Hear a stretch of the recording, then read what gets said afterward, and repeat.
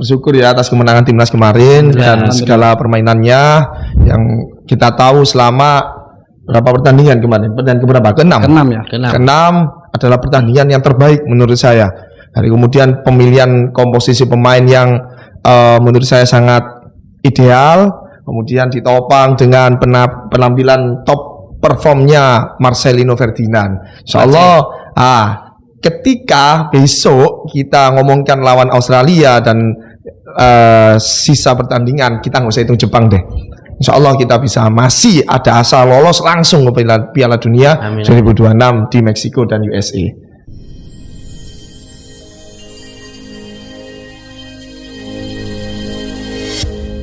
Assalamualaikum warahmatullahi wabarakatuh. Gimana sahabat-sahabat Nadine, kita berjumpa lagi dalam podcast NU Surabaya. Kita euforia kemarin timnas Indonesia membantai Arab Saudi, dan ini kita akan membahas gimana sih perjuangan para pemain timnas Indonesia melawan Arab Saudi. Kita berjumpa lagi oleh pembicara kita Cak Lukman. Oh, Lukman. Hore. Kita berjumpa lagi dengan Gus Hilmi. Mas Hilmi. Mas mau. Alhamdulillah nih. Alhamdulillah. Gus Hilmi, ini kita bisa membantai Arab Saudi di kualifikasi Piala Dunia 2026. Dan alhamdulillah kita di posisi ketiga ya. Sementara. Ini gimana perjuangannya kemarin ini kok bisa sampai menang ini? Ya, kita tepuk tangan dulu lah untuk perjuangan pemain-pemain kita ya. Monggo, Kaji Hilmi. Yang kayaknya yang dapat hasil banyak kemarin jenengan dengan kemenangan timnas. Monggo jenengan dulu. Ya enggak, saya cuma mikir itu ternyata kalau kita menang ya mungkin kota haji ini berkurang kan. Iya, kemarin itu ada meme seperti itu. Iya, ya enggak lah, itu mungkin guyon ya. Guyonan saja. Monggo Ji. Ya, yang pertama kemarin kita bersyukur ya atas kemenangan timnas kemarin dan segala permainannya yang kita tahu selama berapa pertandingan kemarin. Pertandingan keberapa? Keenam adalah pertandingan yang terbaik menurut saya. Dari kemudian pemilihan komposisi pemain yang menurut saya sangat ideal, kemudian ditopang dengan penampilan top performnya Marcelino Ferdinand. Insyaallah ketika besok kita ngomongkan lawan Australia dan sisa pertandingan, kita nggak usah hitung Jepang deh. Insya Allah kita bisa masih ada asa lolos langsung ke Piala Dunia 2026 di Meksiko dan USA.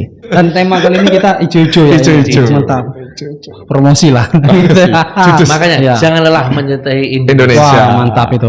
Walaupun terpuruk kemarin kalah lawan Jepang, jangan kita tetap berbangga dan percaya pada timnas. Dan akhirnya alhamdulillah meskipun prediksi kita nggak ada yang benar tapi menang kan gitu.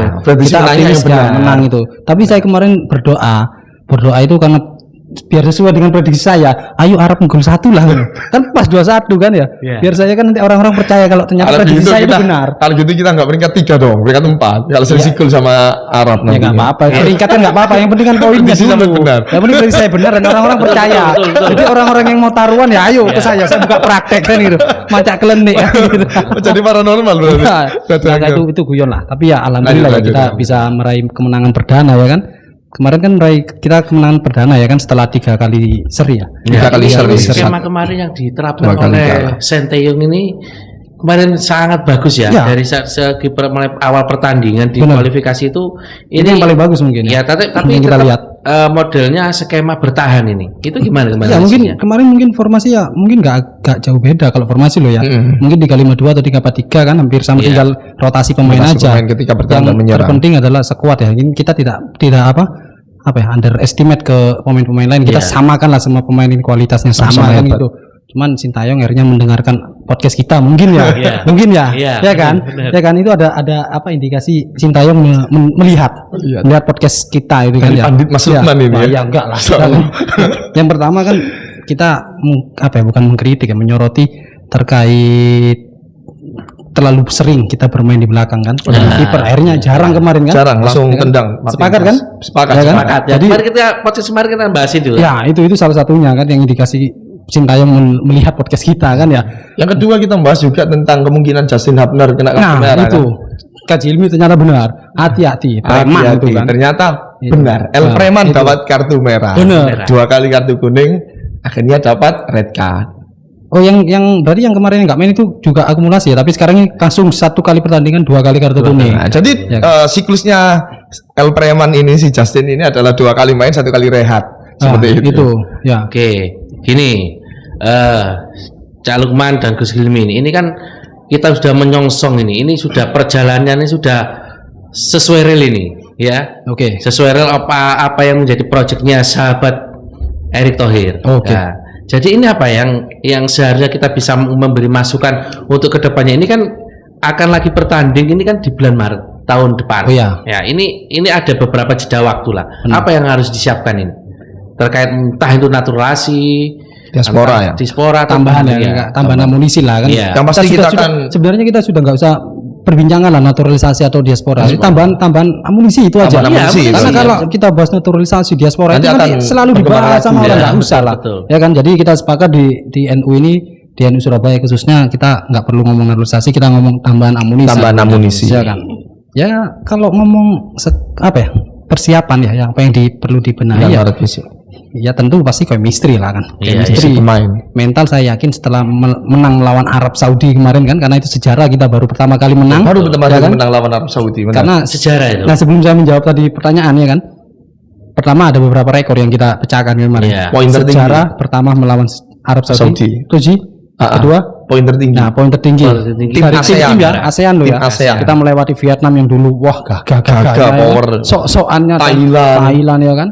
Tapi ternyata kita yang bisa melampaui pertama kan gitu. 6 poin. 6 poin ya. 6 poin dan masih bisa bertambah. Benar. Karena masih ada 2 partai yang kemungkinan potensi menangnya itu ada. Nah, yang untuk sahabat Erick Thohir ya kan. Nah, ini sahabat Erick Thohir juga mungkin melihat podcast kita juga ya kan ya. Betul. Nah, itu mungkin ya itu chemistry pertama itu chemistry, karena kemungkinan ya tambahan pemain itu pasti ada ya kan. Apalagi dengan jeda yang cukup panjang ini kan, meskipun ada Piala AFF ASEAN bulan depan di bulan Desember kan, tapi kan katanya Sintayong tidak ingin menurunkan pemain-pemain yang sekarang ini kan, mungkin ya sebagai pengembangan tim muda. Sebagai pengembangan tim muda. Ya mungkin untuk sahabat Erick Thohir, PSSI ya khususnya ini kan, mungkin bisa dicoba lah pemain-pemain yang kemarin banyak dicadangkan ya kan, seperti Eliano, Sen Batinama ya kan. Itu mungkin bisa kalau diizinkan oleh klubnya kan di Eropa, bisa diturunkan di AFF besok itu untuk menambah jam terbang. Betul ya. Nah, biar mereka tidak bahasa kita kan gak kagok nanti pas waktu nggak nervous ya. Pertandingan di kualifikasi lagi bulan Maret besok. Itu. Mungkin bisa lah. Mungkin analisis yang bisa disampaikan lah ini biar buat masukan timnas ke depan lah. Ini masukan dari NU seperti itu. Iya, ini NU. Ini usulan. Jadi rekomendasi dari NU ya. Masukan ke timnas lah. Karena kita juga nggak hanya juga ngasih doa, kita akan ngasih masukan lah. Skema apa yang mungkin bisa langsung lolos Piala Dunia kan seperti itu. Mungkin kita berandai-andai lah, nggak masalah. Nggak apa-apa, anda yang gratis yang gitu. Yang penting jangan nyemplung kolam ya kan itu. Ngelamun nyemplung kolam ya kan. Ini sudahlah. Timnas ini sudah sesuai rel lah. Ini sesuai benar. Jadi mungkin yang bisa dilakukan lah oleh PSSI ke depannya. Mungkin ada regenerasi atau apa seperti apa mungkin bisa kita lakukan. Itu gimana menurut panjenengan ini? Monggo Kalian capek saya. Saya sudah minum, ini nggak minum kan? Iya, nanti minum dulu nanti. Minum dulu. Ini belum ada sponsor. Ya, ini benar sih Aji. Promosi silakan untuk air mineral atau produk minuman lah. Benar sih. Dari khususnya di Surabaya, entah itu kapal api atau apa, kapal air atau apa, kapal selam lah kan. Kapal selam, terserah pempek kapal selam atau mungkin dari bank-bank ya kan, bank-bank swasta, Bang. Kita sangat open. Open. Nah, sendiri di sini kosong ya, tidak ada merek atau apapun. Tidak ada sponsor apapun kecuali negara Indonesia dan NU. Oke kan? Tentunya. Balik lagi ke timnas tadi. Tetap chemistry pemain harus semakin diperbaiki lagi agar apa? Ketika balik lagi lawan Jepang, gimana cara Jepang salah satu timnya bawa bola, yang lain bisa membuka ruang dengan baik. Nah, kita juga kemungkinan harus lebih meningkatkan hal tersebut. Kemudian besok kita ketambahan oleh juga ya kan di striker Oleh Romli, oleh Surabaya, oleh Romli ya. oleh Romli ya. bukan Ustadz Romli ya, Ya podcast ini dipersembahkan oleh Romli. Oleh Romli. alias saya panggang. Iya nantok rek. Nah, seperti itu. Kemudian untuk skema kita tetap percaya pada Coach. Gimana lagi kita tetap pasrahkan keputusan skema yang terbaik kepada Coach. Kita dukung timnas. Gimana caranya kita sebagai supporter, bukan penonton, bukan viewer, kita support. Apapun yang terjadi pada timnas, kita selalu support. Apalagi kita ini cuma selisih 1 poin dengan Australia yang ada di peringkat kedua. Iya. Dan 2 peringkat terbaik akan lolos langsung ke Piala Dunia. Anggap saja ketika kita lawan Australia besok kita seri, kemudian lawan Bahrain dan juga lawan Cina kita bisa menang. Sedangkan Australia belum melawan Jepang. Benar. Jepang dan juga Arab Saudi. Yang Jepang posisinya tetap dia pengen yang terbaik seperti itu. Untuk Arab Saudi kemudian harus mati seperti itu ya kan. Lebih gairah Arab Saudi sebagai kan kita untuk lolos sebagai runner up terbuka lebar. Menurut saya asa untuk runner up itu masih bisa kita capai asal kita bisa konsisten menjaga permainan kita layaknya pertandingan kemarin lawan Arab Saudi seperti itu. Tapi yang kita patut apresiasi kepada sahabat Erick Thohir ini kan, beliau kan selalu mendatangi dan memberi motivasi pemain ketika bermain di ruang ganti di locker room ya kan, di ruang ganti pemain. Meski terlepas itu kalah atau menang, beliau selalu memberikan semangat dan motivasi karena ya itulah sosok pemimpin kan harusnya begitu kan. Betul. Karena kita lah main bola atau di turnamen ini kalah aja sudah ngedon kan gitu. Benar. Nah ini kan butuh orang yang seperti itu, seperti sahabat Erick Thohir yang bisa menyemangati. Ternyata ya udah kalah sekarang, besok kita harus menang gitu loh. Dan itu yang diterapkan, itu yang dilakukan dan akhirnya diserap oleh Coach, kemudian para pemain juga dan supporter. Jadi aura positifnya itu masuk ke para pemain. Benar, karena ketakutan saya pribadi kemarin ketika kalah dengan Jepang dengan 4-0 ya kan. Atau mental pemain ini terlepas pemain ini supporter sudah nggak usah nonton lah. Lawan Jepang aja udah kalah gitu. Cuma nonton lawan Piala Dunia 70.000 ya benar penonton itu. Nah itu yang perlu kita apresiasi kan. Ternyata tidak kendur dari siapapun gitu, dari sahabat-sahabat apapun timnas itu tetap kita dukung. Apapun ya, karena omongan Justin Hubner kan yang viral itu kan waspadalah dengan orang yang cuman datang ketika kita menang. Gitu. Akhirnya kemarin ada quotes kan akhirnya. Apa patut merayakan orang-orang yang sempat istilahnya meremehkan timnas. Jangan kalah kita hilang kemudian menang ikut merayakan. Ya kan? Seperti itu. Konsisten lah. Jadi support kita harus tetap support apapun hasil dari timnas kita harus support. Itu akan gitu ya. Mempengaruhi untuk penampilan timnas di match-match yang ke depan seperti itu. Itu gini, kemarin kan banyak pemain-pemain yang menonjol ini yang mungkin dari sayap kiri, sayap kanan ini ya. Ini mungkin analisis dari panjenengan siapa seperti apa? Ini terkait Marceng yang sudah ngegolkan dua gol ya. 2 gol Marceng, Ini selain ini kan pasti ada penopang ini, teman-teman. Saya dulu ya. Monggo. Meskipun saya sudah tahu jawabannya, saya tahu. Biar nggak sampai ambil jawabannya seperti itu. Saya takutnya kita pemikiran sama gitu. Ya karena sesuai briefing kita tadi ya kan, nggak boleh menyelap nih, monggo. Menurut saya adalah Calvin. Calvin Vertonghen itu masya Allah istimewa dia. Nggak tahu paru-parunya ada berapa ya dia? Kalau info kemarin 4 ya. 4 kan 6 ya, ada 3 pasang kan. Itu pun masih dipakai satu tok itu. Kita ada momen ketika Calvin ke depan, kemudian bola direbut para pemain Arab Saudi dan balik. Calvin balik dengan tertati-tati. Itu hebatnya Calvin, terpincang-pincang sampai segitunya. Tidak mau merasakan aku lagi sakit, enggak.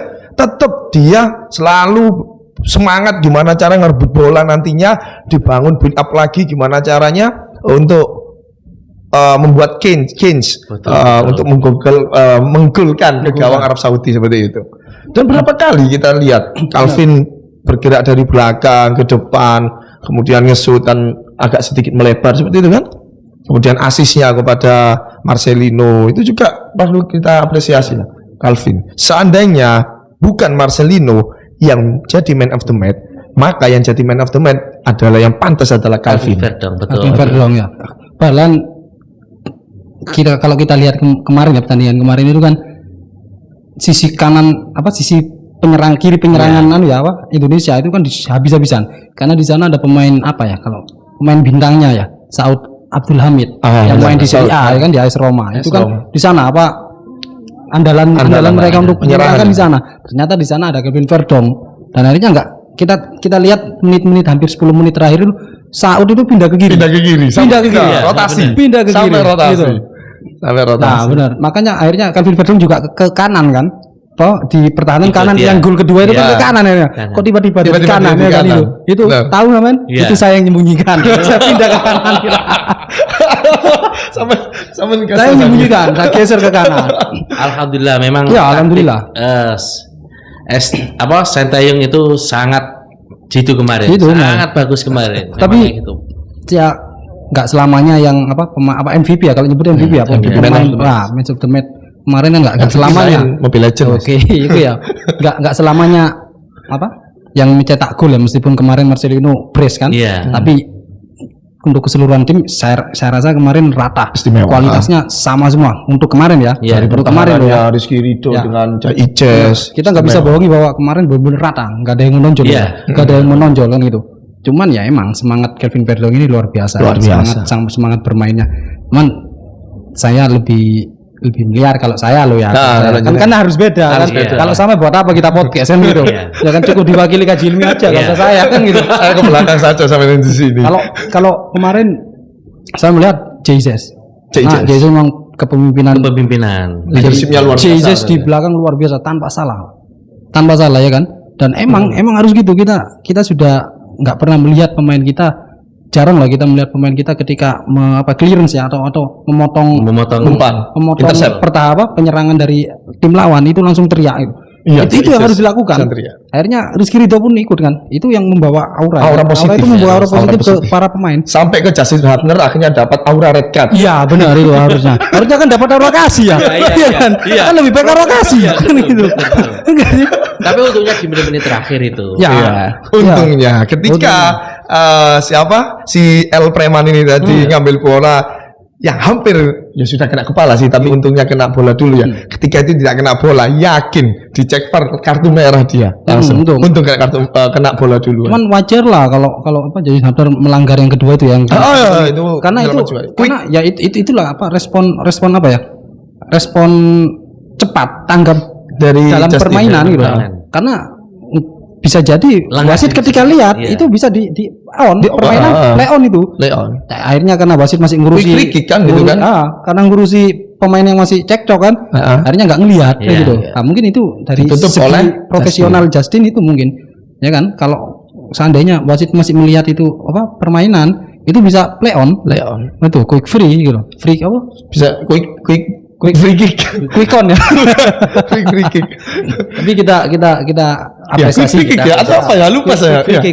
Tapi kita apresiasi ke Marcelino, ternyata meskipun dihujatkan kemarin di postingan yang di timnas Indonesia itu kan di line up itu ada Marcelino langsung 13.000 hujatan ke Marcelino. Makanya selebrasinya begitu. Marcelino jadi line up setting utama kan seperti itu. Wajar Marcelino begitu, tapi ya itu lah. Ya, itu kan namanya. Boleh nggak saya selebrasi duduknya ikut selebrasi Marcelino? Bisa, boleh. Cara beli nggak ada bola, tolong. Nggak usah. Oke, alhamdulillah, kita sudah happy ending lah. Kita happy ending lah. Oh belum ini. Udah lawan Arab Saudi. Ini podcast mau selesai. Terlalu cepat kalau podcast selesai. Ini 2 hari lah kita podcast. Iya, ini happy ending. Sebenarnya happy ending untuk masa jeda untuk. Iya benar. Benar. Alhamdulillah. Doa-doa kita, doa-doa para supporter, doa-doa masyarakat Indonesia untuk mendukung timnas ini sampai lolos ke Piala Dunia. Alhamdulillah. Bismillah. Tetap kita doakan karena ini perlu dukungan sportivitas dari supporter juga untuk mendukung timnas menuju Piala Dunia 2026 kayak gitu. Jadi mungkin ini kan momen-momen yang bisa menyatukan lah. Kalau saya menurut itu menyatukan. Benar. Ketika ada bola itu ada menyatukan. Ini saya keingat dengan skripsi saya. Kan saya kan bahas bola saya. Oh iya benar. Bahas bola. Iya, saya membahas bola. Jurusan apa sebenarnya? Saya jurusan komunikasi. Masya Allah. Oh iya, karena di sepak bola harus yang penting itu komunikasi penting. Kan saya membahas Persebaya kan. Oh, Persebaya. Oke, mantap ya. Persebaya lagi bagus-bagusnya juga di BRI itu ada 31 ya. Waktu itu. Oh, yang tahun 2010 atau 2000 berapa? Saya masih kecil ya. Oh, masih kecil. Oh iya, saya masih belum lahir lah. Oke. Jadi gini, jadi sepak bola menurut jenengan-jenengan yang ada di Indonesia ini seperti apa sih? Kan gitu. Ini alhamdulillah selama ini kan kadang kita acuh dengan timnas kan. Benar. Timnas sekarang sudah melejit, sudah bukan timnas yang dulu. Benar. Ini harus ada masukan ini kepada sahabat Erick Thohir ini. Gimana? Mungkin ada ya, menurut saya tanggapan dari jenengan-jenengan. Di sepak bola ini bisa menyatukan seluruh lapisan masyarakat, elemen masyarakat yang ada di Indonesia. Kita tahu sendiri di Indonesia seringkali kita dipecah oleh perbedaan politik, pandangan politik, atau perbedaan agama atau apapun. Tetapi kalau kita mengomongkan timnas ya, kadang-kala kita masih terpecah ketika kita ngomongkan sepak bola di level klub. Tetapi kalau kita bicarakan tentang timnas Indonesia, insya Allah dari Sabang sampai Merauke, dari agama apapun, dari lapisan elemen masyarakat apapun, seluruhnya akan mendukung timnas Indonesia. Mungkin kecuali salah satu ya kelompok dari Bung Towel atau siapa itu yang harus, tapi tetap ada seperti itu. Harus ada kritikan-kritikan yang nantinya bisa menjadi bisa membangun. Nggak boleh nyebut merek, nyebut Bung Towel. Towel, handuk. Bung handuk gitu aja ya. Seperti itu. Jadi harapan saya itu apa yang dilakukan oleh sahabat Erick Thohir ini luar biasa, sangat luar biasa. Beliau mau bertanggung jawab ketika kalahnya timnas kita oleh timnas Jepang, dan kemudian memotivasi pemain dengan sebegitu hebatnya sampai akhirnya bisa mengalahkan Arab Saudi dan memecahkan beberapa rekor. Jadi memang luar biasa Erick Thohir. Memang perlu. Ya, yang memegang bola ya orang yang paham bola gitu. Benar. Harus seperti itu. Tapi satu yang jangan untuk ngurusin sepak bola, mandi bola. Jangan orang pengusaha mandi bola jangan mandi bola itu. Jangan. Biar ketuanya Mas Panca saja. Itu biar anak-anak kecil lah di pasar. Mas Panca bisa dilihat kan wajahnya Mas Panca ke sini, Mas Panca. Di sana ada CCTV nanti soal dia kan gitu. Emang sepak bola dari segi apapun sepak bola tetap menyatukan lah, bisa menyatukan. Iya kan? Jadi jangan sampai berantem perkara sepak bola kan gitu, beda pandangan, nanti alasannya perkara sepak bola, nggak usah lah ya, kita boleh lah rivalitas selama 90 menit di level nggak bisa, kemarin 99 kan 99 kita 90 tambah bisa 90 sekarang karena ada VAR berarti sampai full time gitu ya, sampai selesai lah gitu. Kita boleh lah rivalitas sampai full time, sampai selesai, entah itu penaltian atau apapun, tetapi sesudah itu yuk kita sebagai sama-sama rakyat Indonesia ya kita musuhan. Janganlah. Harus bersatu sebagai rakyat Indonesia seperti itu. Karena ya masa-masa kelam kita di sepak bola tanah air ya, ya cukup era-era dulu ya kan. Kita sekarang ya sudah harus bangkit, harus menuju benar-benar profesional kan gitu. Ya ketika kita bertanding di lapangan, meskipun kita lawan kan gitu, kita lawan jangan kasar-kasar lah gitu. Kasar kan, seperti apa? Kayak melakukan pelanggaran yang cukup keras itu kan kita juga harus mikir gitu loh. Ketika kita profesional kita mereka kan kerja juga di sana. Mereka kerja nyari uang di sana selain hobi kecintaan mereka ya kan. Ya ketika kita mengakhiri karir seseorang itu kan ya itu masa nggak ada empatinya kan, ya itu harus, dan benar orang-orang di belakang itu ya ofisial itu harus sering mengingatkan para pemain bahwa boleh main kasar, boleh main keras, boleh main keras, tapi jangan kasar. Seperti itu. Silakan main keras, enggak apa-apa, tapi asal ambil bola, bukan ambil kaki. Benar. Seperti itu. Dan mental seperti itu kan mindset dan doktrin seperti itu harus disampaikan saat di SSB sejak dini. Ketika kelompok umur di usia dini sudah diajarkan harus menang terus gitu. Nah, ini kan bahaya nanti ketika mereka waktu benar-benar ikut dewasa, segala cara kan. Ya kan menghalalkan segala cara untuk kemenangan itu, entah itu lewat menyuap atau apapun. Nyuap dulu Mas. Itu loh. Itu menyuap. Jadi kita karena kita kalau ngomongin sepak bola ya terlepas itu sebagai profesi, ya itu kan hobi dan kecintaan. Betul kecintaan. Ya, jangan langsung pokoknya menang. Toh permainan kan ya kan kadang kalah kadang nggak menang ya kan, kadang imbang. Bener, ya sih itulah. Kadang kalah kadang nggak menang kan sama aja. Fokus. Gimana kita ngobrol. Gini. Ranking ya. Ranking apa? Gini, kita kan ini mungkin bisa kita prediksi di tahun ini. Ini kan tahun terakhir lah, November Desember ini udah mungkin kurang 1 bulan. Full senyum kita, Kita full senyum. Benar. Ini menyosong 2025. Kita akan prediksi sekarang. Saya minta ke jenengan Cak Lukman sama Gus Hilmi untuk prediksi Indonesia ini lolos nggak ke Piala Dunia 2026 dengan posisi keberapa? Kita prediksi sekarang. Monggo. Itu sahabat-sahabat nanti kita prediksi. Ini mungkin prediksi dari Cak Lukman sama Gus. Tadi malam saya belum bakar menyan saya. Jadi agak ya masih sulit. Kehabisan menyan ya. Ya kalau melihat apa sisa lawan. Skema-skema di di sisa pertandingan ini ya kan kurang berapa 4 ya? Kurang 4 pertandingan ya kan? Kurang 4 pertandingan kita lawan Australia, Bahrain, Cina sama Jepang. Usah dihitung lah Jepang. Dan kita jangan fokus cuman melihat pertandingan timnas, tapi lawan juga kan gitu. Benar. Ya kan? Kita mempelajari. Berarti Bahrain juga kita lihat nih lawan-lawan terakhir ini siapa kan gitu, kayak kemarin untung draw. Saya sebenarnya seneng kalau draw kemarin. Ya benar. Kan? Saya juga harapan saya draw. Karena temen ngomong, lu jangan mending Australia yang menang. Wah kita selisihnya malah jauh. Karena target kita kalau bisa otomatis, otomatis lolos. Gitu. Otomatis gitu lah. Kalau melihat ya mungkin kita berharapnya otomatis kan gitu. Otomatis itu di runner up ya kan, di bawahnya Jepang ya kan.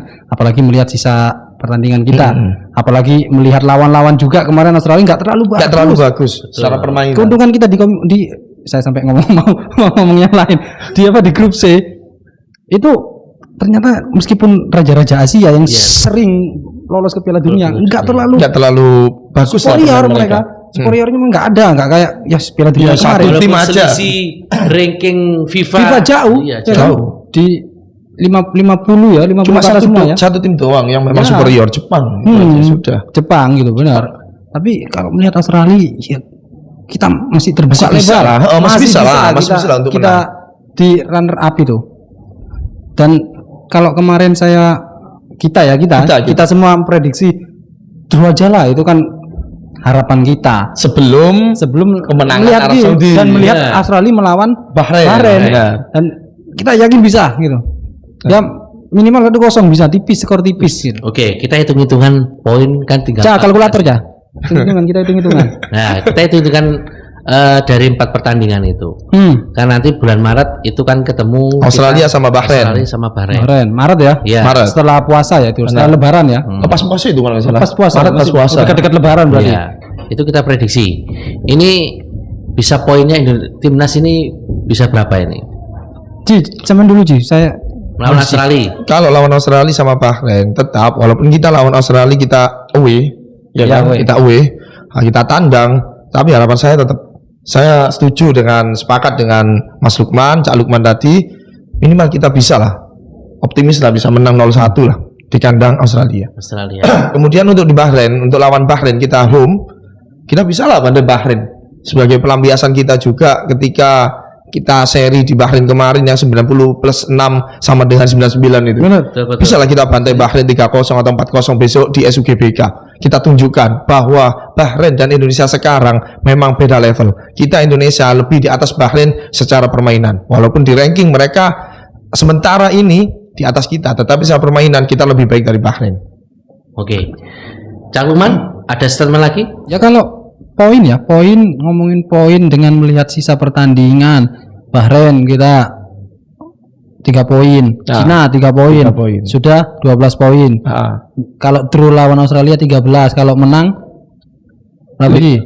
15. Nah, 15 itu kan batas minimum. Ya kan untuk lolos. Untuk lolos ya kan. Dan melihat Australia semoga melawan Jepang mereka kalah. Lawan Arab Saudi juga mereka kalah atau imbang. Draw atau imbang lah. Ya draw atau imbang. Kalah atau tapi kalau lebih cocok itu imbang. Jangan menguntungkan kita nantinya. Jangan kita biarkan dapat poin maksimal. Itu imbang. Jadi Ya kita doakan sahabat-sahabat Nadiyin dan warga Indonesia khususnya, kita doakan pertandingan tim-tim lain semoga terus ya. Kita yang meraih poin. Kita yang meraih poin maksimal, semoga. mereka yang terus saja. Tolong FIFA ya, tolong didrokan aja ya, tolong. AFC. Sekarang. Kalau enggak kita enggak mau podcast lagi nih. Tolong. Oke. Sahabat-sahabat Nadiyin, kita sudah menganalisis kemarin pertandingan Timnas Indonesia melawan Arab Saudi. Alhamdulillah kita sudah memenangkan 2-0. Sahabat-sahabat Nadiyin, jangan lupa tetap subscribe dan komen channel NU Surabaya. Wallahu muwaffiq ila aqwamit thoriq. Wassalamualaikum warahmatullahi wabarakatuh. Waalaikumsalam warahmatullahi wabarakatuh.